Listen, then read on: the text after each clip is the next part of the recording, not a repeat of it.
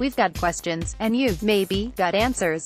With another week of TV gone by, we're lobbing queries left and right about shows including Supergirl, The Conners, Criminal Minds and A Million Little Things. 1. Anyone else feel like the rocks that MacGyver and the thieves made such a fuss about climbing over could have just been walked around? Also, how could Mac not foresee the lead bad guy killing his two cohorts because of his one-man sled? Answer. 2. If Black Monday's Blair as a geek who developed a fancy trading algorithm, couldn't Andrew Rannells have learned to fake type a little more convincingly? And how could Maurice request of Crystal Pepsi in 1986 when the drink didn't exist until 1992? 3. When the season of True Detective ends, can Stephen Dorff just move right over to Riverdale to play Luke Perry's long-lost brother? 4. Given that Red Daughter's arrival was the focus of last season's Supergirl finale cliffhanger, are you frustrated by how little we've seen her thus far? Or are you enjoying the sporadic, disconnected glimpses that we are being fed?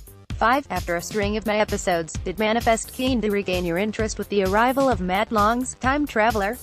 6. Is it well past time for an intervention with the Arrowverse to discuss the Wig situation?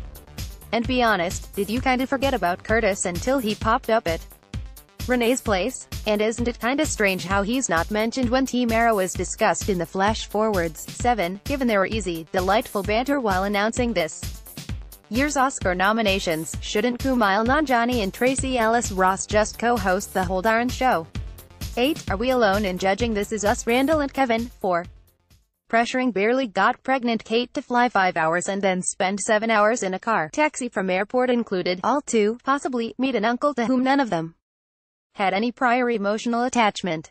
Why did they get a different actor to play old Nikki, when every other cast member plays their older selves in old age makeup, and did it strike anyone else weird that this sign listed the far distance to Pittsburgh and, like, not the next town over? 9. The Rookies, Agent Danvers, do no TV writers watch anyone else's shows? 10. How is it that the Conners, Harris and Mark didn't overhear their parents' loud, tense conversation where Ira and David pleaded with Darlene not relocate to Chicago? And if they did hear it, how could Harris, who in the episode's tag rejoiced and knew about fleeing Lanford, be so certain the Chicago move was still on? 11. The eventual Suits series finale is gonna feature some royally wonky CGIing of old Meghan Markle footage into a closing scene, isn't it? 12. On Criminal Minds, how did the chameleon's marks never notice how fucked his facial hair appliances were? 13. Can we please call out celebrity Big Brother for blatantly, and quite badly, using Anthony Scaramucci as a publicity ploy, surely knowing he had this annual commitment in Switzerland? 14. Could the SEAL Team sub maybe have tilted itself a tiny bit to create a larger, longer-lasting bubble at one end for Sunny? 15. Before this week's SAT prep storyline, you totally forgot that the Riverdale kids were currently enrolled in high school, didn't you? 16.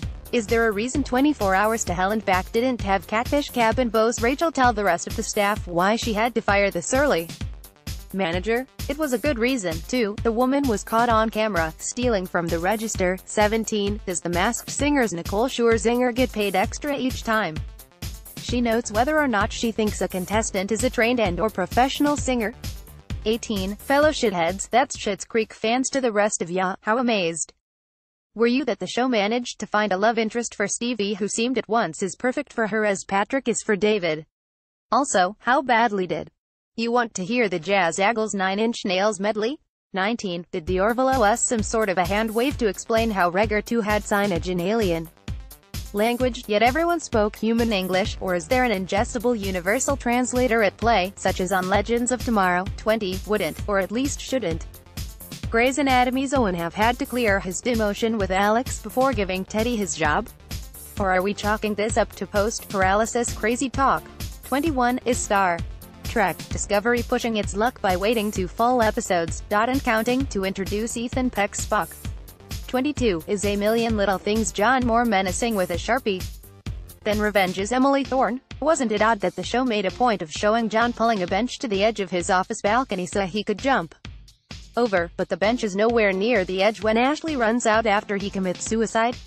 Also, why was Rome acting like he would be living large after directing one Super Bowl commercial for one client? He know the $5 million ad rate doesn't go to him, right? 23. Dear Supernatural, what is Winchester surprise? 24. Legacies. Viewers, not that we have much faith in a potential relationship, but did anyone else detect a flicker of a spark between Alaric and Selah? 25. Wasn't that new half-hour Conan supposed to shake things up and be more experimental?